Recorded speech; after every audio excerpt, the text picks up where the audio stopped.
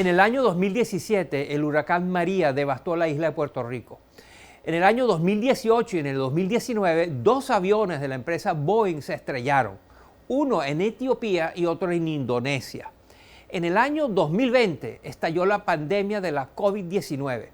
Ese mismo año, inmensos incendios forestales acabaron con más de 42 millones de hectáreas solamente en Australia. Estas son algunas de las catástrofes a las cuales la humanidad se ha debido enfrentar en tiempos recientes. Y según mi invitada de hoy, son evidencia de que estamos viviendo la era de los desastres. Su nombre es Juliette Kayyem y es una reconocidísima experta en temas de manejo de crisis. La profesora Kayyem ha recorrido el mundo estudiando y buscando soluciones para las más terribles y complejas catástrofes. Es profesora en la prestigiosa Escuela de Gobierno de la Universidad de Harvard y también es consultora en el sector privado. Kayyem trabajó en el Departamento de Seguridad Nacional de Estados Unidos durante el gobierno de Barack Obama. Allí participó directamente en el manejo de crisis importantísimas, como la pandemia de gripe AH1N1, por ejemplo, o el derrame de petróleo de la plataforma Deepwater Horizon. También es analista de seguridad nacional en CNN y ha escrito y editado 6 libros. Su más reciente libro se titula El diablo nunca duerme, aprendiendo a vivir en una era de desastres. Hoy la profesora Kayyem nos cuenta cómo podemos desarrollar estrategias efectivas para enfrentarnos mejor a esta era de los desastres. Esta es mi conversación con la profesora Kayyem. Mire.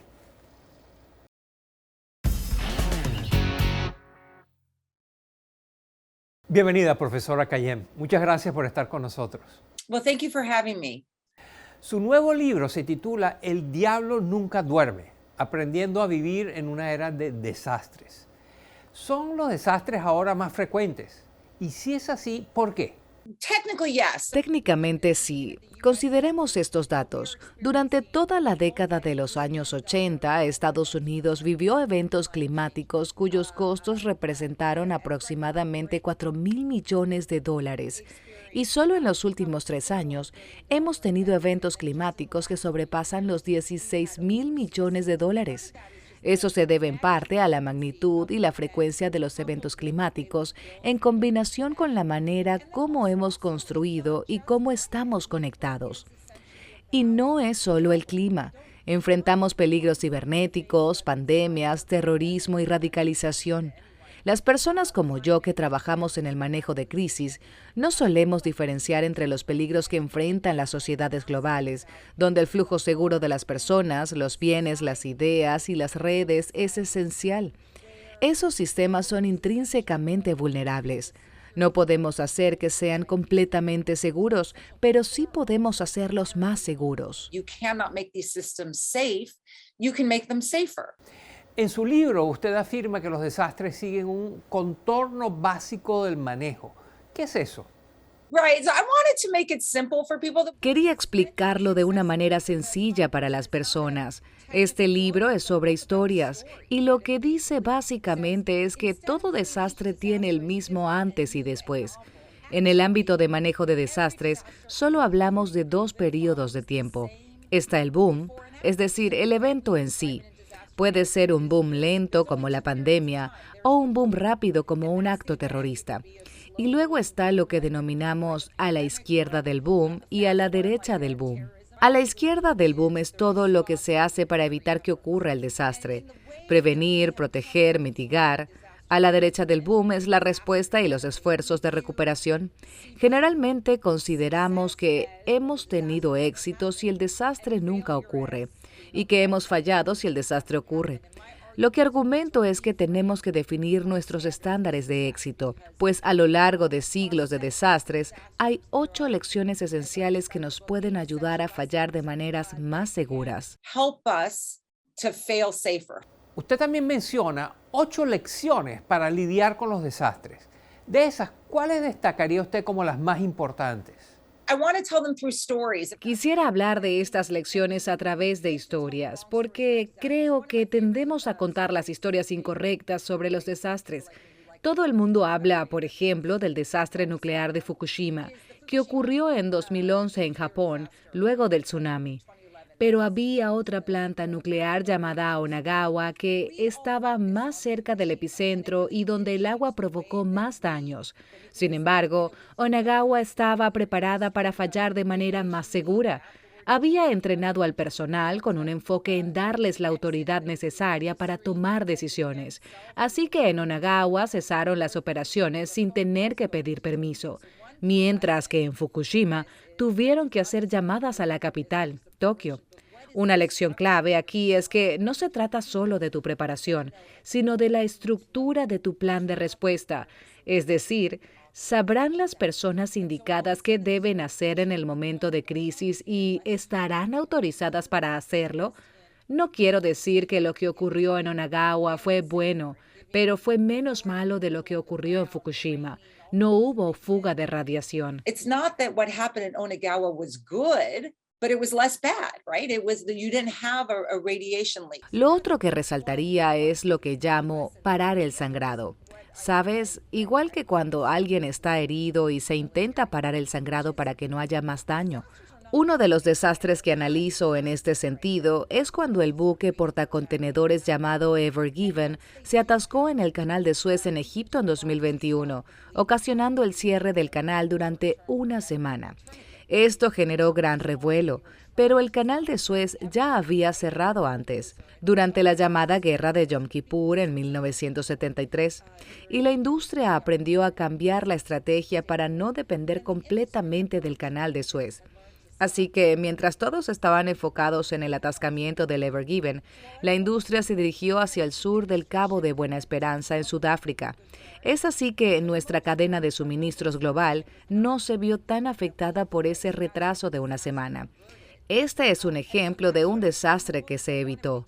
Entonces, lo que hago en el libro es volver a contar estas historias para resaltar cómo las inversiones previas lograron que el desastre fuera menos malo o cómo el no prepararse provocó aún más daño. More harm. Usted ha tenido una carrera muy diversa, muy amplia en el manejo de crisis. La ha visto en diferentes países, en diferentes circunstancias. ¿Cuáles son los errores más comunes que usted ha visto que ocurren en el manejo de crisis? I don't know if it's optimism or if it's negligence or arrogance or some combination of all of them, but No sé si tiene que ver con optimismo, negligencia, arrogancia o una combinación de todas las anteriores, pero cuando la gente alcanza posiciones de liderazgo, tiende a creer que lo peor no va a ocurrir o que si llegase a ocurrir, será la responsabilidad de otra persona. A menudo lidero ejercicios con gobernadores, alcaldes o jefes de empresa en los que les pido que diseñen un plan sobre cómo responderían ante un eventual desastre. Y te sorprendería el número de veces que estos líderes me dicen, bueno, es que no ocurriría de esa manera. Pero la realidad es que no sabemos cómo se va a desarrollar el desastre. Así que un tema muy importante es aceptar que el liderazgo también incluye liderar en momentos de crisis y que el peor de los escenarios sí puede ocurrir. El segundo aspecto que resaltaría es la comunicación. No puedo decirte cuántas veces creo que el miedo y el pánico se pudieron haber minimizado si la información adecuada se hubiese comunicado en el momento indicado, ofreciendo a las personas una sensación de que las cosas están bajo control. Un ejemplo de esto es la falta de comunicación del expresidente Donald Trump durante la pandemia de la COVID-19.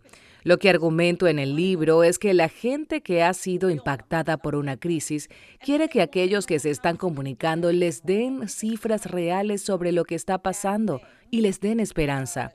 Las víctimas de un huracán quieren saber cuándo llegarán los recursos, si las cosas van a estar mejor mañana o si el día después de mañana, o qué se está haciendo para restablecer la electricidad. Eso es clave.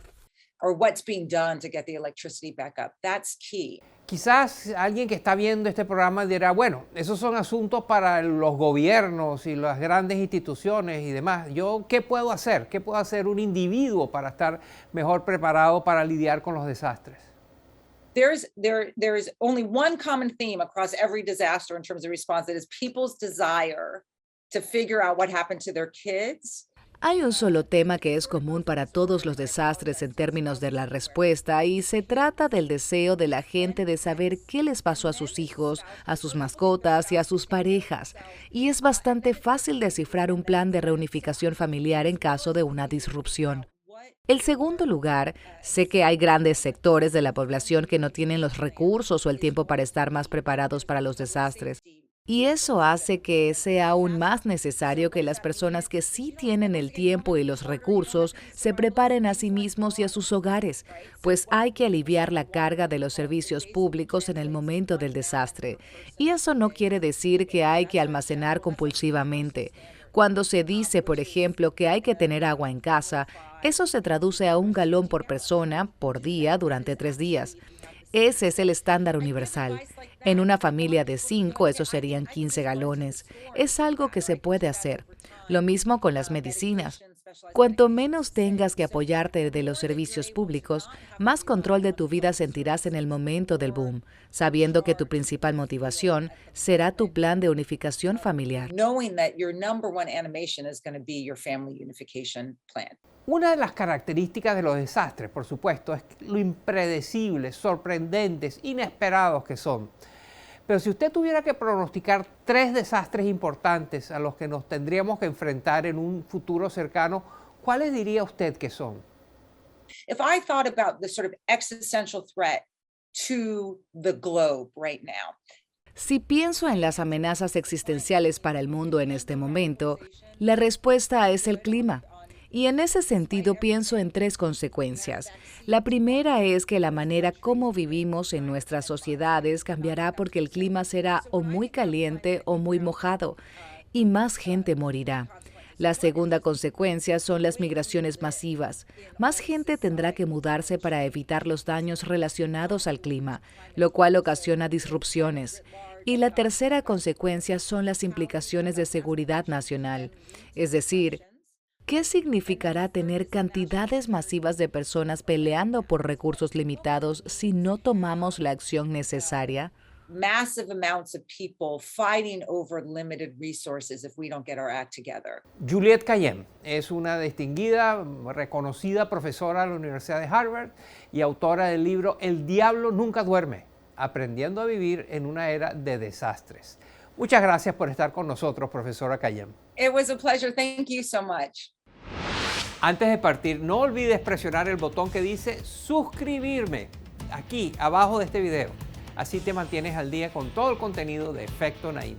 Gracias.